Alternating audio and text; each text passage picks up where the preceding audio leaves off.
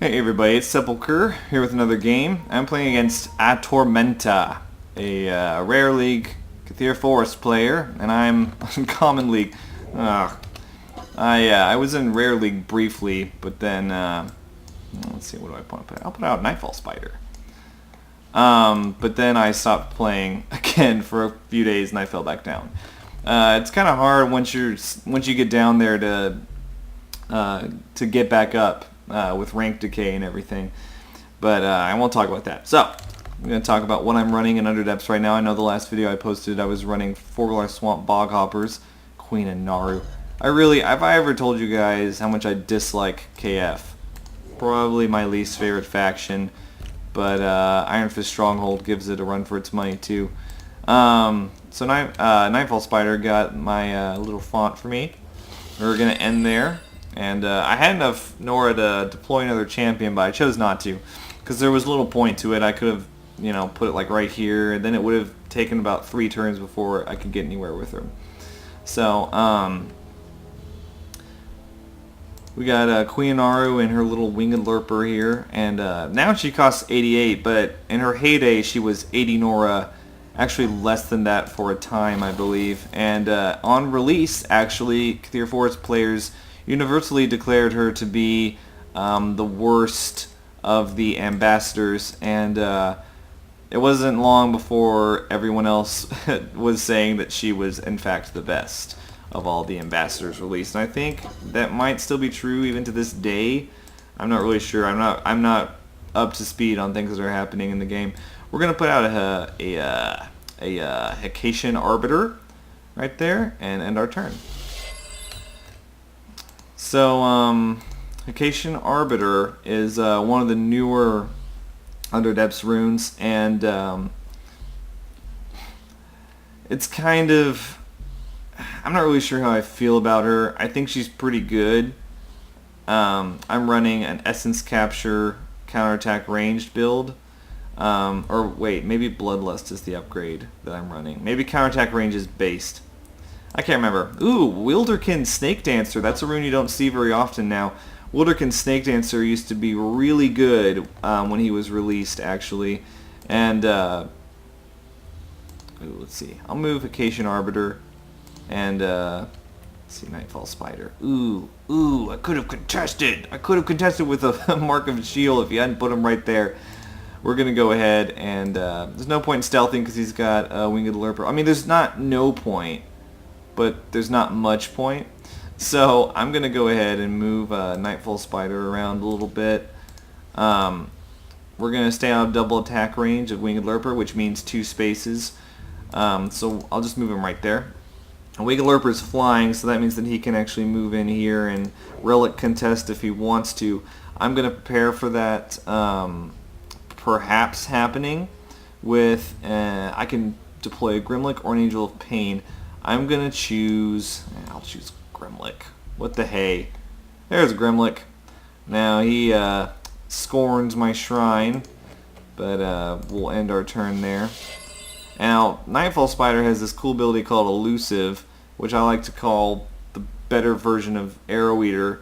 But then they added the stunned or paralyzed clause, and I'm not really sure if that's true anymore. I don't know if it's better than Arrow Eater or not. What is he doing? Apparently he's suiciding his Winged Lurper, unless he plans on putting a relic right there.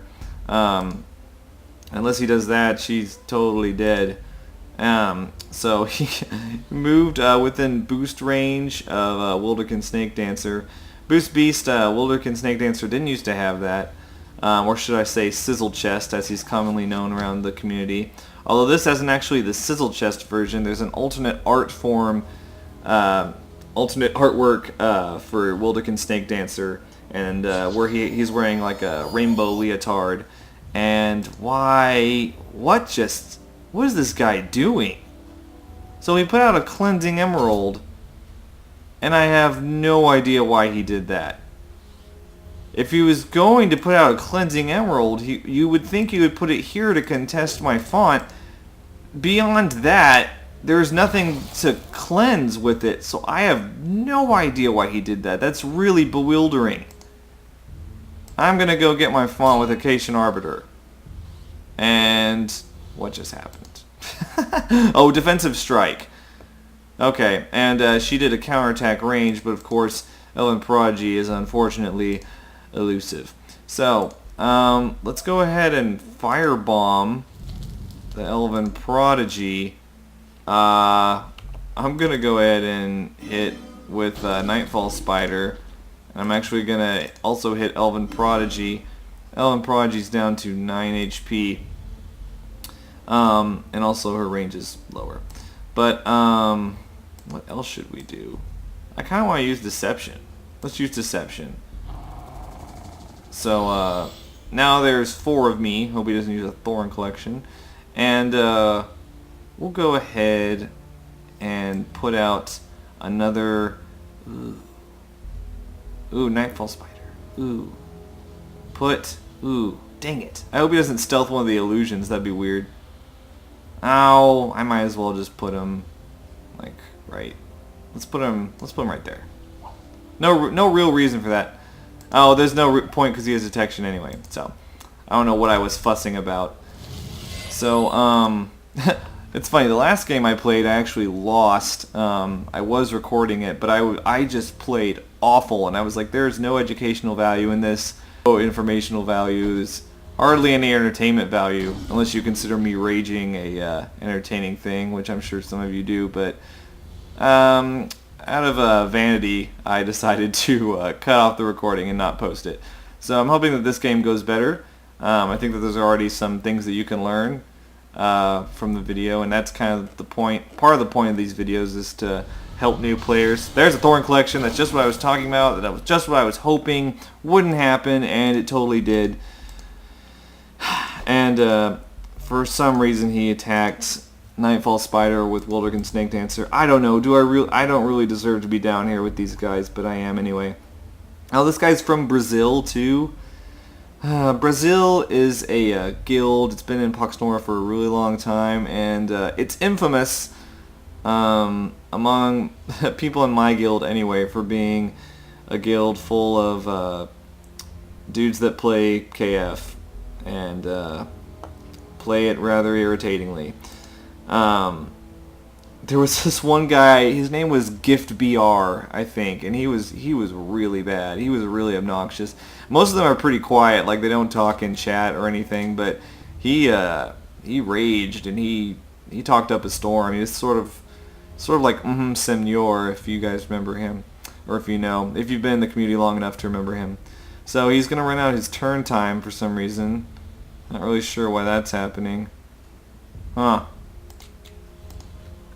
Am I disconnected? Yep, I am. I am disconnected. Okay, resume. And we're getting back into the game. I've probably lost the rest of my turn, unless they've fixed that at some point in time. Come on. Come on. I've got 10 seconds left on my turn. Now I've got 26 seconds. Great. That's not enough time to do anything, but okay. Good lord.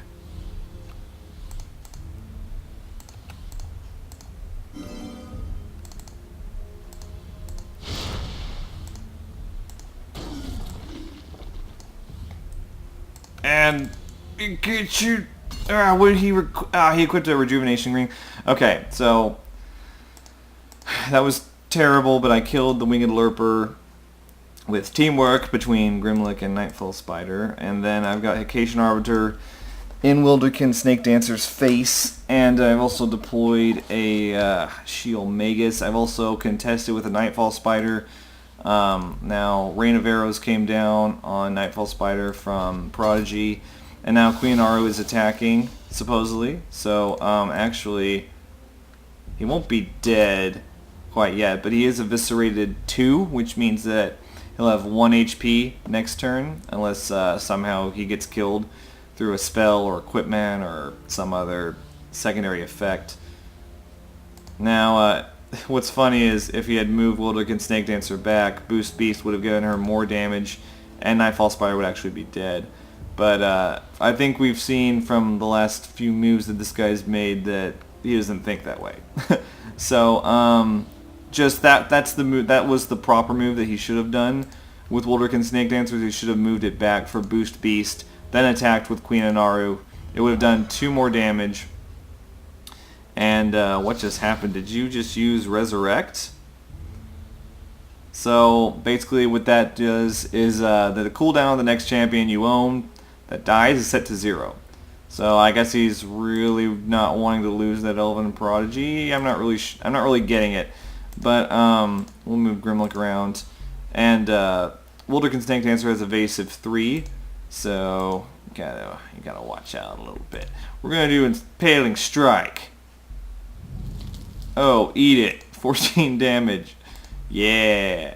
So I am going to attempt to stealth, and I'm going to move over here, and we're gonna kill Elven Prodigy. Now the reason I did that, the reason I stealthed, is because it gives me mobility, which means I don't have to disengage or spend AP that way. And I'm also going to put out a Mark of Shield. Oh man, what's going on? I don't even know. So oh, looks like a Withering Fern's on Grimlock too. That's unfortunate. We'll just leave it on him for now. And actually, let's put a Grief Bearer's Fountain out. That's fun. It's got Motivate Unholy, and we're gonna use Demon's Thirst. Let me get some globes. 8 HP. Heal me. Thank you. And we'll end the turn there. I'll leave a globe or 2 for Hikacian Arbiter if she needs it in a second. So, Nightfall Spider is dead. However, he will not be able to kill both Nightfall Spider and the War Banner without using a spell and using up Nora. So that's why I did that. It's to try to get him to use up Nora so I can continue contesting, because this Nightfall Spider is in position to contest again. But I wanted to have the option of maybe staying off and letting the banner contest. Oh man, it's like he doesn't understand that Nightfall Spider has elusive. So it's good to keep your options open, so that's why I deployed the War Banner. So that if next turn I decided, you know what, I don't really want to get in there with Nightfall Spider just yet, I have the option to do so because War Banner's holding the place and contesting the font, so I don't have to actually have a champion in there. And looks like Spirit Singer's doing some healing on Wilderkin Snake Dancer. Wilderkin Snake Dancer is still pretty annoying, even though he's way not as bad as he once was. Looks like he's cast a Tree Folk's Blessing on Wilderkin Snake Dancer, which gives him Resistance Physical 3 and Regeneration 3. So he's, I guess he's trying to make Wilderkin Snake Dancer into a sort of super champ. Not really sure what's going on there. Hikacian Arbiter. I'm going to go ahead and heal you. Might as well. There's really no reason to get all in his face just yet. I'll move Grimlock over here, and we'll move Shield Magus up and be a little bit more aggressive with him. I'm actually going to move Nightfall Spider over here and put him in position to either contest this font or capture this font. And we can do that easier because he's stealthed right now, so this guy doesn't know where he is. We're going to move Shield Magus just a little bit further that way. We'll let him deal with the War Banner, and in the meantime I'm going to put out a Deep Elf Summoner. She's going to be in position to invigorate one of these guys next turn if we want to get in there really fast. I'm going to end my turn. So now he's Wilderkin Snake Dancer is full HP once again, and no longer bloodied. Oh, sorry, what was that? No, he was never bloodied anyway. Shield Magus has Shimmering Flower. Of course, I have Shatter in this deck, so I can get rid of that if I want to. But, and I might want to. Queen Anaru used Secure Fonts, something that I failed to consider when I was plotting to capture this font down here. And And probably some of you were screens just now. No, Sepulcher, he's got secure fonts, but you know, sorry, I can't hear you actually because you see, you're in the future, and I do not have powers of time travel. So I think what our options here are is to kill Queen Inaru because if we can do that, then secure fonts is nullified, which would be so great if we could do that. So we're gonna go all in, and I'm gonna use Firebomb. We use Firebomb right here. Yes. Now, oh, I forgot Nora's shield was on Wilderkin Snake Dancer, but we won't really be worried about that. I'm gonna move in with Shield Magus. He's gonna attack Queen Inaru for 10 damage. Now I'm going to invigorate my Haitian Arbiter to give her the extra reach that she needs to attack Queen Inaru at 2 range. So that gets her down to 10. Now how much damage did I do with Shield Magus just now? Oh, I did 10. Wish I could use charged attack, so what we're going to do is we're going to use Shatter on Shield Magus, and while that eviscerates him, it does allow us to use charged attack, which takes out Queen Inaru. We're going to move in with Haitian Arbiter, and we're also going to capture, oh, sorry, I didn't know about the War Banner. Contest this font with Nightfall Spider, and we're going to take out that War Banner next turn with 2 attacks and actually capture it. I'm also going to move Grimlock all the way back because I do not want him to suffer any damage. We're going to get Nephrite Griefbearer out.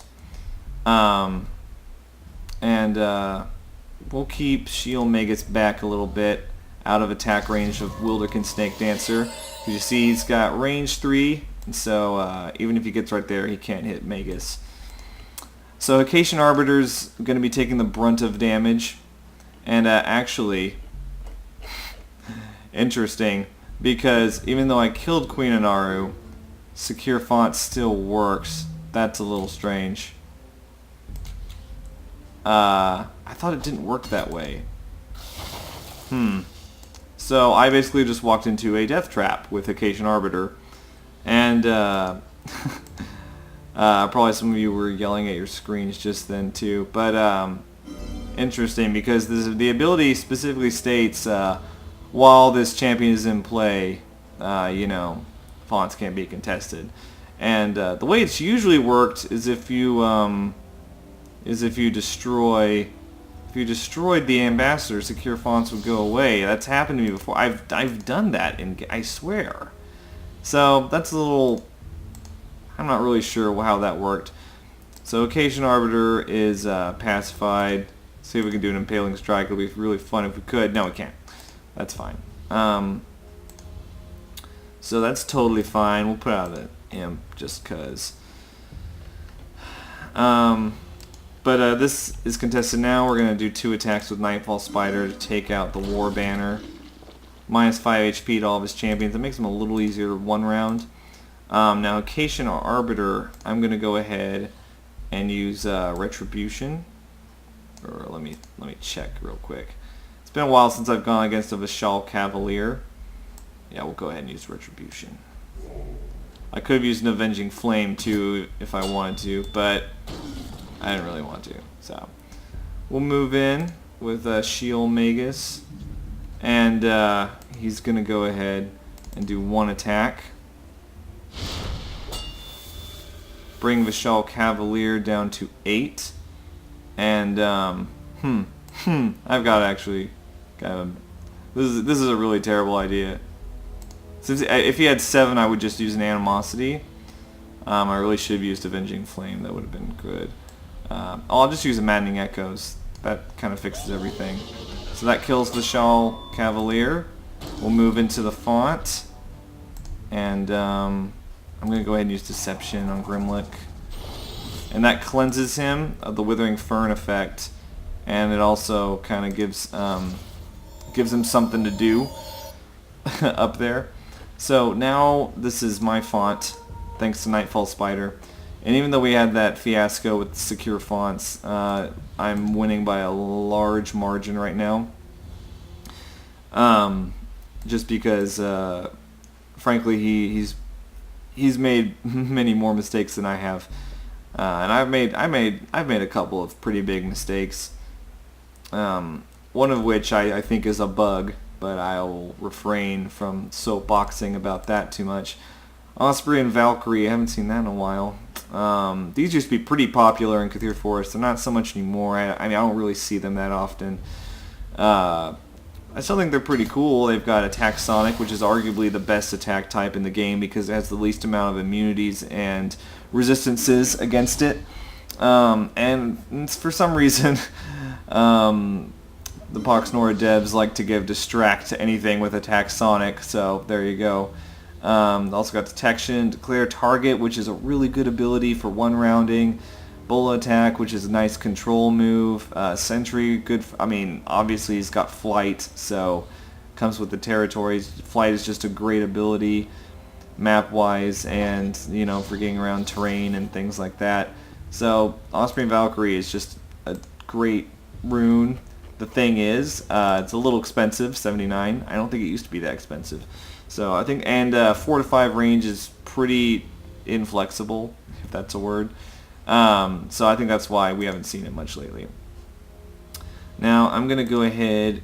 Oh man, I can't blood magic anything. That's all right.